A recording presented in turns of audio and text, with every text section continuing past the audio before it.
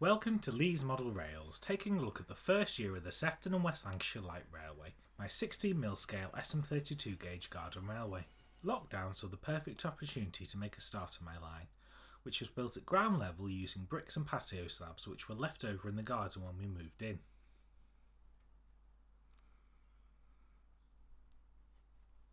On 31st of March 2020, with the first foundation set, the first locomotive ran along the line. My Slater's Prince, built by the late Dave Walker, ran on a short section of track out of Porthmelling.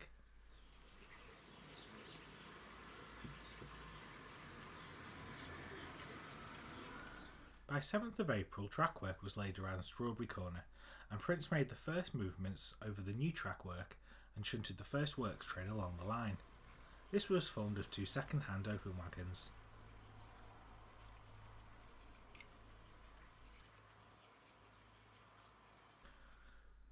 The following day, a new locomotive arrived for John Sutton, a second-hand Roy Wood model Sailor Mark II. The locomotive has now been named Rough and allocated number 3. Construction work had progressed quickly, with track reaching Ortonside station site, with Prince being the first locomotive to run from Porthmelling to Ortonside.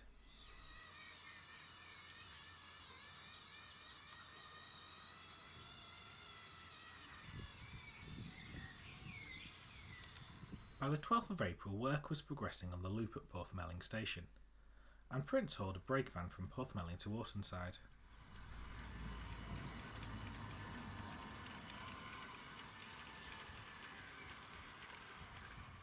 By the following day, the loop was completed at Porthmelling, and on Easter Monday 2020 the first section of the railway was opened. At the start of the day, Rufford Hall hauled a works train along the line, before Prince hauled the grand opening train at 1:05. The train was formed of a pair of second-hand bug boxes and a brake van.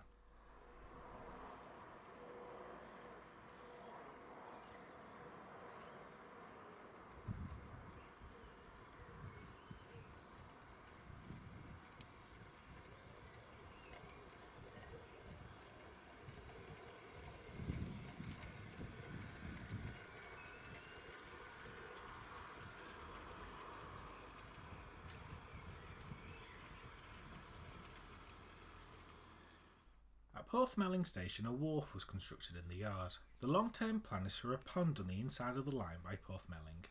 My wife became the line's chief kit builder during her time on furlough, with the first completed kits for the line being a set of 4 Binnie Engineering Ffestiniog wooden slate wagons, quickly followed by a set of 3 Phil Sharples slate wagons. The end of April saw the first Gala event on the line, the Slate Train Gala. This saw the first use of my little yellow Ruston locomotive, a second-hand locomotive fitted with an RC unit from an old radio-controlled car.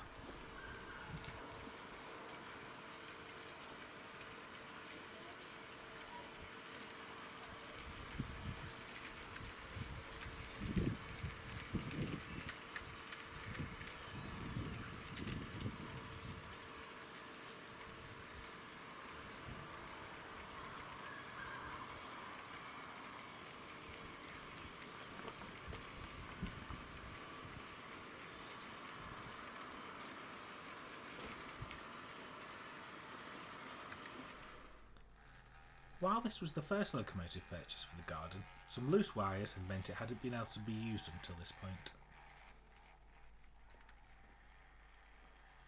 Work had progressed at Ortonside, with track work now into the quarry siding, with a slate tip as the centrepiece of this half of the garden. Phase 2 of the railway was a balloon loop around the slate tip.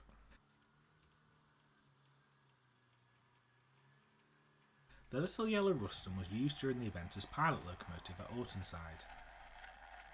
It is locomotive number 1 and has recently been allocated the name Dandelion. The event saw an intensive timetable with 2 passenger sets, a Ffestiniog and a Talyllyn set, alongside a mixture of freight trains.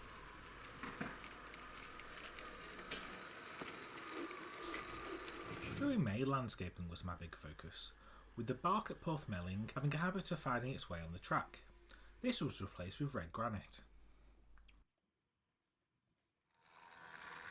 A small flower bed was created on the slate tip, and more slate was laid all around, and an opportunity was taken on a sunny afternoon for all 3 locomotives to be lined up.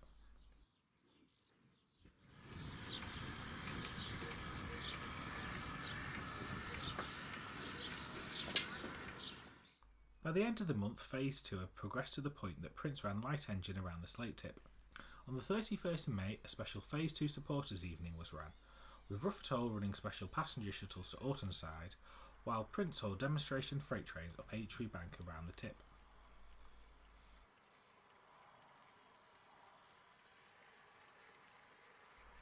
Further landscaping work took place before passenger trains commenced on Phase 2 in the middle of June, initially with a members' evening on the 13th.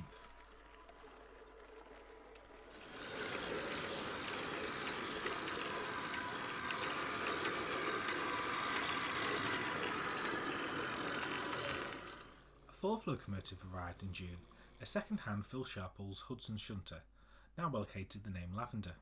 The locomotive proved very useful, sharing shunting duties at Ortonside, as well as engineering trains during the construction of later phases of the railway. The locomotive is manually operated with a switch on the cab, and in the future will be fitted with a loco remote. The locomotive was the first locomotive onto Phase 3 of the railway. This phase was a section of railway creating a balloon loop from Ortonside to Porthmelling, which also gave the ability for a continuous run around the garden. This section is referred to as the Bluebell line, due to the large amount of bluebells grown in this corner of the garden.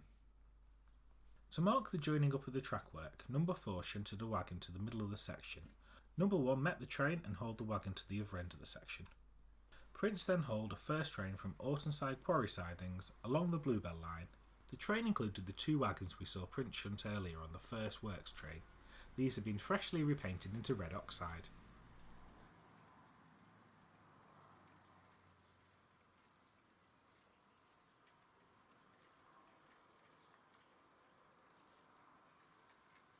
The next wagons constructed were more Phil Sharples kits, a pair of Ffestiniog coal wagons. They entered service alongside a second-hand Ffestiniog Grand 3, which had been repainted on arrival into L&WR Coach Plum. Phase 3 opened on the 21st of July, with Prince hauling the opening train.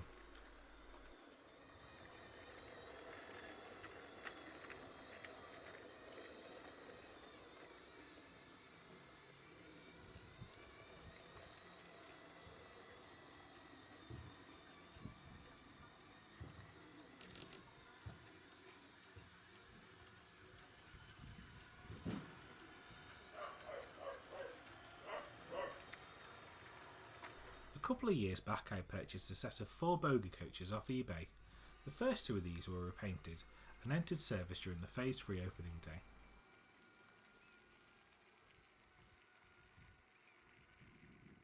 Heading into August, work was progressing well on Phase 4 of the railway. Phase 4 was construction of the main terminus station of Sefton Meadows. Number 4 again was the first locomotive onto this section, while Prince hauled the first train onto the station site on the 11th of August. The train included Wagons 90 and 91, the 2 red oxide wagons, and the newly constructed Phil Sharples Ffestiniog beer wagon.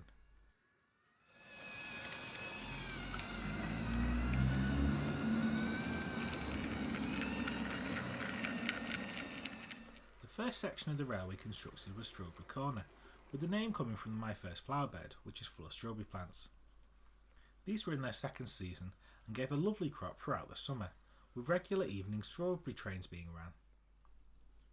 During August, a set of 3 Jerry Aaron bug boxes were constructed, being painted into 1930s Colonel Stevens green livery. These lovely kits went together quickly and ran beautifully. My second-hand number 1 observation car was repainted into matching livery, and together they create a lovely Colonel Stevens set. On the August Bank Holiday Monday, Phase 4 opened. The opening event saw all available stock in use, including freshly repainted Ashbury carriage number 10, which formed part of the opening train, hauled by Prince, with the Colonel Stevens bug boxes and carriages 40 and 41.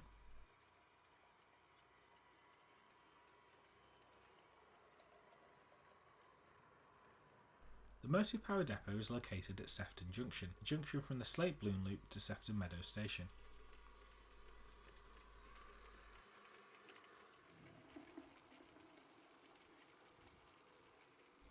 With all 4 phases of the railway now complete, we take a bird's eye view of the railway. Sefton Meadows is formed of a main platform with a run-round loop. Against the fence is a long carriage siding. In the yard there is a bay platform, which is due to be extended a further yard, along with a pair of sidings. The line then heads towards Sefton Junction before heading north around the Slate tip. The quarry sidings are currently located at the south of the Slate tip. Ortonside Station has two platforms, one on the main line and one on the Bloom Loop, with a central goods loop. Trains then head to Porthmelling with its island platform and goods yard. The backstory to the railway is after the war they were in the need of a new locomotive. The Ffestiniog railway closed in 1948, and with a locomotive sitting at Boston Lodge with a new boiler ready to go, this seemed the perfect opportunity to acquire a new locomotive. At the time, the line hadn't run passenger services for over 10 years, and after the success of the Talyllyn Railway in the early 50s, the company saw the opportunity to run tourist passenger trains and purchased some second-hand bug boxes from the Ffestiniog Railway to run the new service. With a distinctive Ffestiniog Railway feel to the motor power and carriages, I've been very keen for a vintage Ffestiniog goods set. Phil Sharples kits and Binnie Slate Wagons made an excellent start to this set, and in November these were joined by some super detailed ready-to-run wagons from Nantle Valley Wagon Works. Van 99 in Coal Wagon 166 arrived in November, and a few months later Van 154 arrived. Further ready-to-run models were purchased from Timpton Models. A lovely model of the Ffestiniog Hearse van was a further addition to my Ffestiniog Heritage goods train. More colourful additions to the fleet were a purple moose tank wagon based on the Ffestiniog Wagon 280, which appeared at the 2010 Quirks and Curiosities event, and a Sax Assault Wagon, a 5-plank Apex van.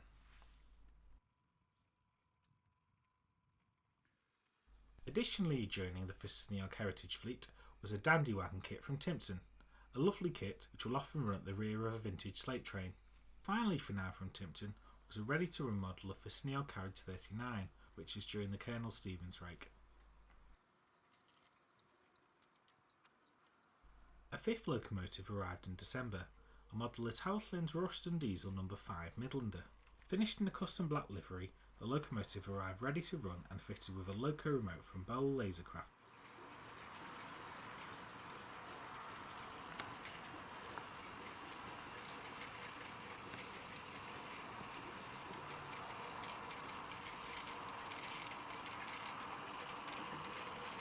Kits of Ffestiniog Van 6 and Van 7 from IP Engineering were constructed in the run-up to Christmas. Van 6 entered traffic in time for the Santa specials, alongside from Houston Gate Locomotive Works, a resin Santa model, sleigh, reindeers and a flat wagon. Midlander holds Santa's goods train, bringing presents and Santa's sleigh to Porthmelling, the destination of Santa specials. Rufford Hall ran with a snowman headboard, hauling the Santa specials, while Prince hauled the festive Victorian goods Christmas trains, with bogie carriage number 15 in use for the first time. Trains ran into the evening with the help of working headlamps from SLR models, with the day finishing with carol trains to Porthmelling. Midlander hauled a short train from Ortonside, while Prince brought the main train a bogie set from Sefton.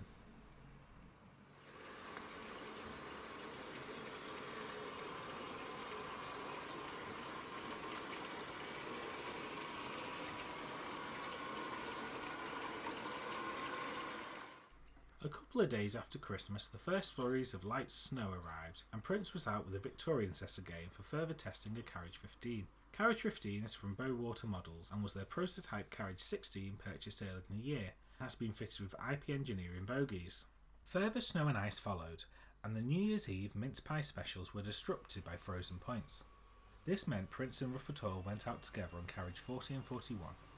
Initially they double-headed a service to Porthmelling, where one set of points at the Sefton end was operating freely enough to enable a shunt release.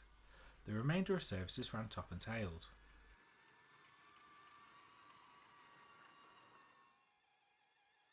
Trains continued on from Porthmelling to Ortonside and up Aintree Bank, stopping short of Sefton Junction before returning to Sefton.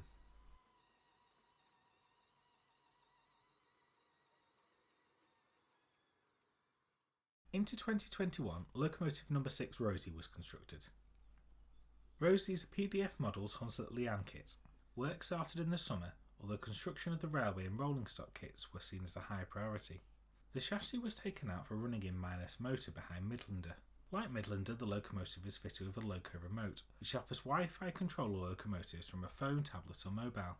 With the motor fitted, the locomotive was initially tested on the work shelf, before heading out for running in to commence.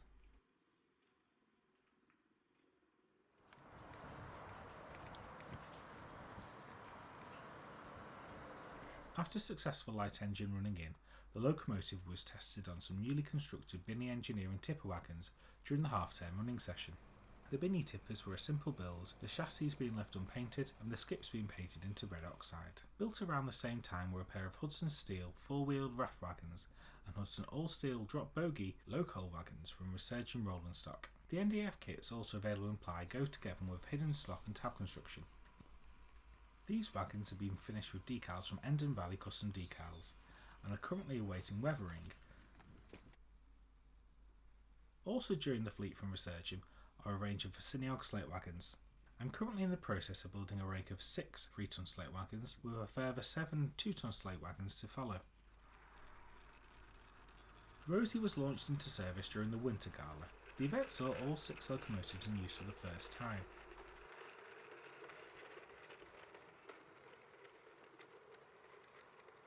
The third of the second-hand bogie carriages entered service during the event, carriage number 42, and ran in the main service train with the Quarryman's carriage, Ffestiniog carriage 15 and Fairlie roof van number 1. Rosie is generally restricted to just a couple of passenger carriages, but at the end of the day Rosie double-headed a pair of round trips, first with Midlander and secondly with Prince.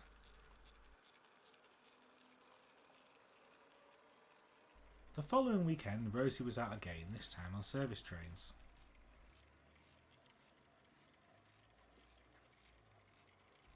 The following weekend was nice and sunny again, and Prince was out on service trains this time.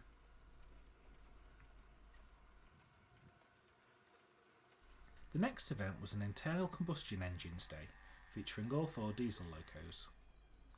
Rough was in operation on passenger services, while numbers 1, 4 and Midlander ran goods trains mainly between Ortonside quarry sidings and Porthmelling. 4 Triang big train tippers entered service during the event. The wagons had recently been purchased off eBay and had already been adapted with more appropriate hooks. They'll be repainted over the summit into grey as currently carried by the restored steps on the Ffestiniog railway. At the end of the day, number 4 hauled its first passenger train, piloting Midlander on the recently outshot carriage 1001. This carriage is a kit from Bowwater's Models.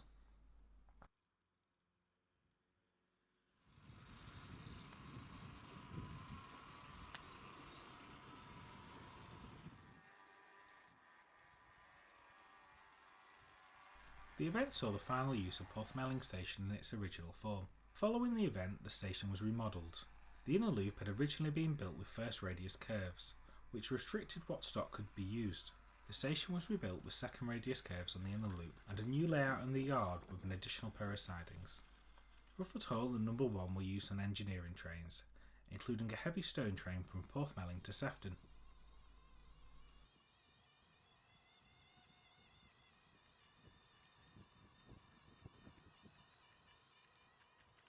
Number 1 was used for testing the new layout.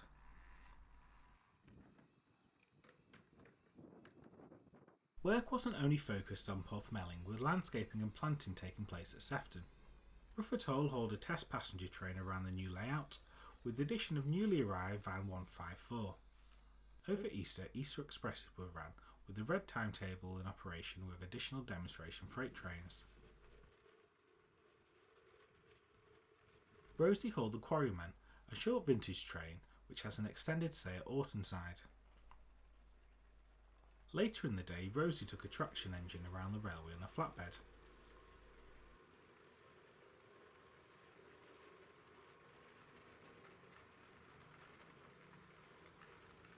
After Easter, some time was spent detailing rolling stock. Name and number plates from light railway stores were added to Rosie and Rough and decals from Endon Valley Light Railway were added to rolling stock. To celebrate the first anniversary, a special day of trains was ran. Prince is currently out of service awaiting some attention, so Rosie was used to hold the anniversary train. This departed Porthmelling at the same time as the first train a year before. The train used the original rolling stock from the first train. All the carriages have now been repainted, including Van 50, which was in the middle of a rebuild and repaint. Midlander brought vital supplies to the celebrations hauling the beer train.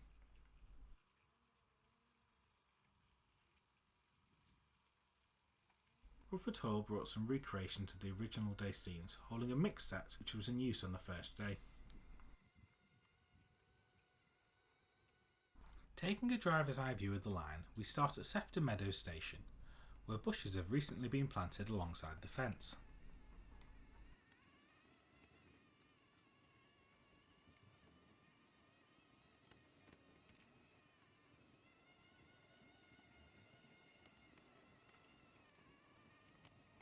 Passing the locomotive depot, we head north around the Slate tip.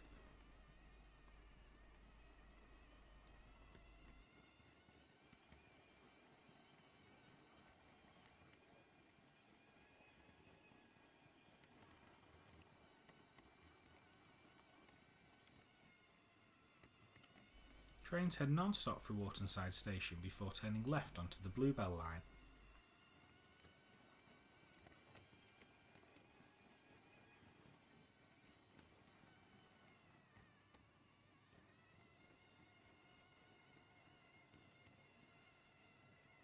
Here the line runs through a cutting with bluebells and a blue spruce on the left.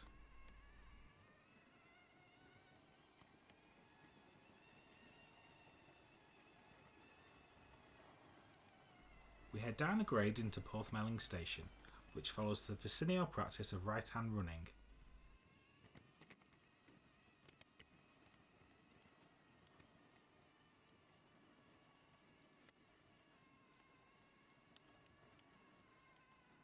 At the end of the down loop is a siding which is useful for locomotive changes.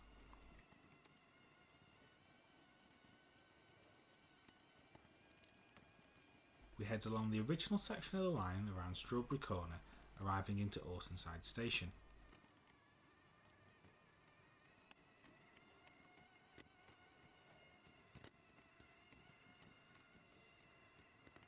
The middle line heads to the quarry sidings, while we climb up Aintree Bank.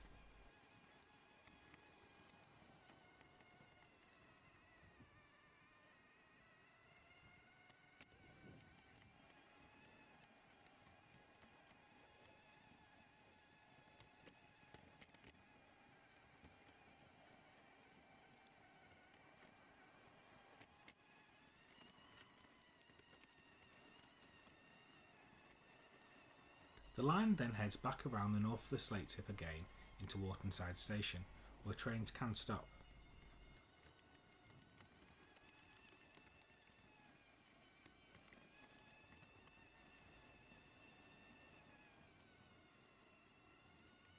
Trains then must head right back around Strawberry Corner.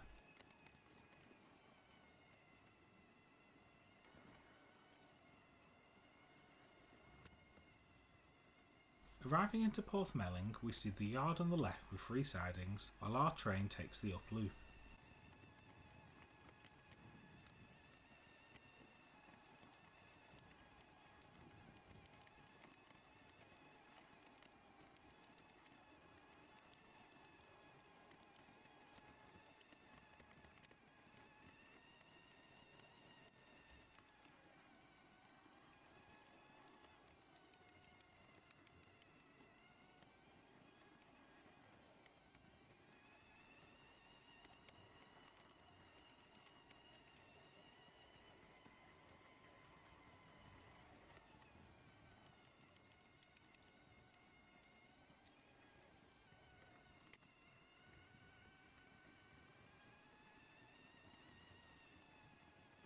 We return non-stop through Wartonside Station before the steep climb up to Sefton Junction.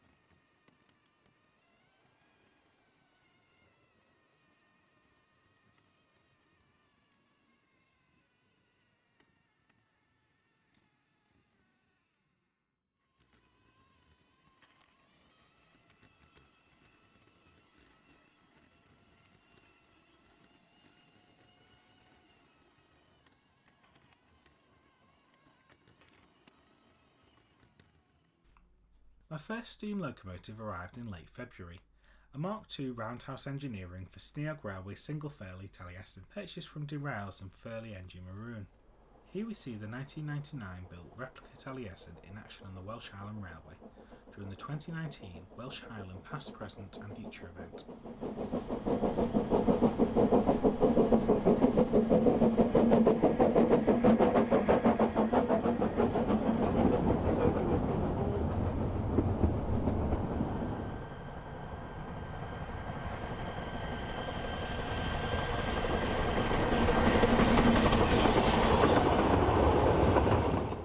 On arrival, Taliesin was posed for official photographs alongside prints at Ortonside Quarry.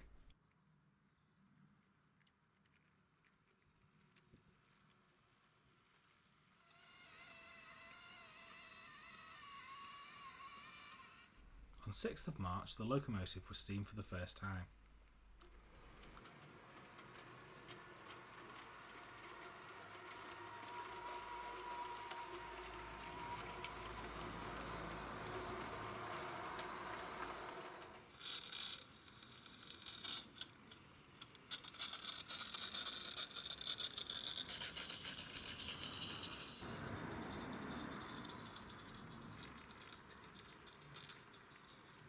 Running in commenced with light engine movements.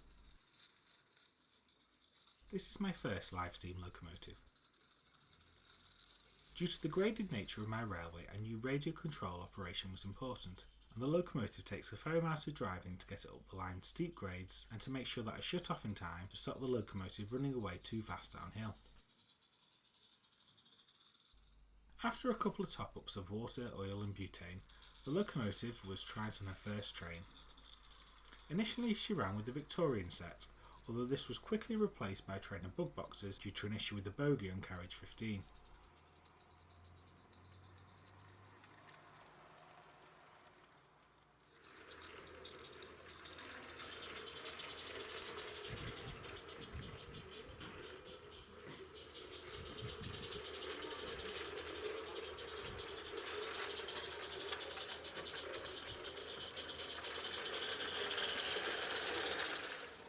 The locomotive's first use in public traffic was on Easter Saturday, first taking out a goods train.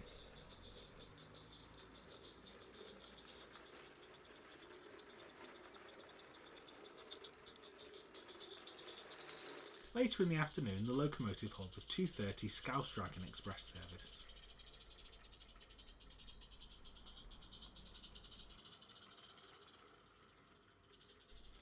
Finally, the locomotive handled a couple of Easter Express services.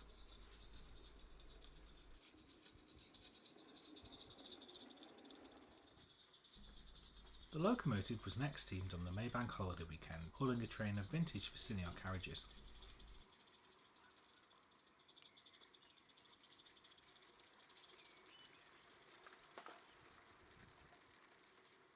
The locomotive has performed lovely from her first steaming, getting better and better each time.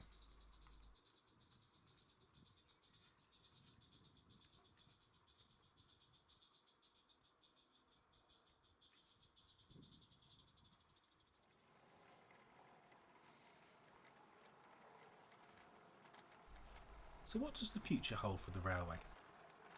Currently I have 3 more locomotives under construction. These are PDF models kits of a Baldwin, Linda and Quarry Hunslet locomotives. Alongside the locos are a large number of kits of Ffestiniog Slate Wagons, a further Raff Wagon and a Brambright Van 2 kit. From operating the railway there are a number of changes I wish to make going forwards. Ortonside Station is currently a junction station that sits in the middle of the dog bone layout. At the moment trains from Sefton can only head to Ortonside if there is no train in Platform 1 at Ortonside. This at first wasn't too much of a problem, as trains can be held in Platform 2 at Ortonside, the line for the Balloon Loop.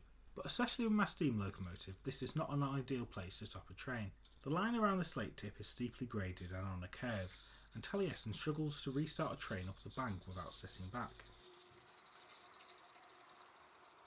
There are also 2 more steeply graded sections of the line from Ortonside to Sefton, and from Ortonside onto the Bluebell section. Originally my idea was for the line from Sefton to Porthmelling to run further back from Ortonside station nearer the fence. The 2 lines would ideally be separated with a stream. The idea though of a couple of balloon loops seems a better way to go, especially in the short term last year. I do like running my line as a real railway, and I'm quite happy to get rid of the balloon loop features and run the railway as an end-to-end line. So my long-term plan is to get rid of the two steep gradients and create an end-to-end line. The first stage of this will be a return to the original idea of Sefton to Porthmelling high level line. A stream will be constructed with a waterfall at the Slate tip, heading down to Porthmelling before being pumped back up. The original strawberry corner section of the line will be rerouted. The line will start to curve away at the points into the yard and head through the flower bed to allow space for the stream alongside. Ortonside Station will become a small request halt on the high level line, with the site of the current Ortonside Station becoming a scenic section of the line heading to the new terminus at the site of the current Slate quarry sidings.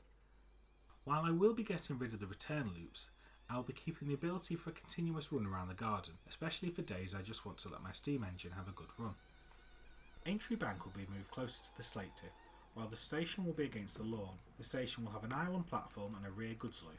Aintree Bank will tilt-8 trains up to a redesigned Sefton junction. At the top of the incline, as well as rejoining the high level line, there will be a series of sidings. The context of this line is that this is the original Slate Wagon way. Trains would originally run by gravity from the Slate quarries down to Porthmelling for transport along the Leeds to Liverpool Canal. Horses then originally pulled train back up to the quarries. The high level line from Porthmelling to Sefton was built to offer a local passenger and goods service, linking with the Cheshire Line's committee station of Sefton and Locoal. All of this is a couple of years off, and I will enjoy operating the railway in its current form for the next season or two. Next time on Lee's Model Rails, we'll be taking a look at the new Hornby Bluetooth control system, HM6000.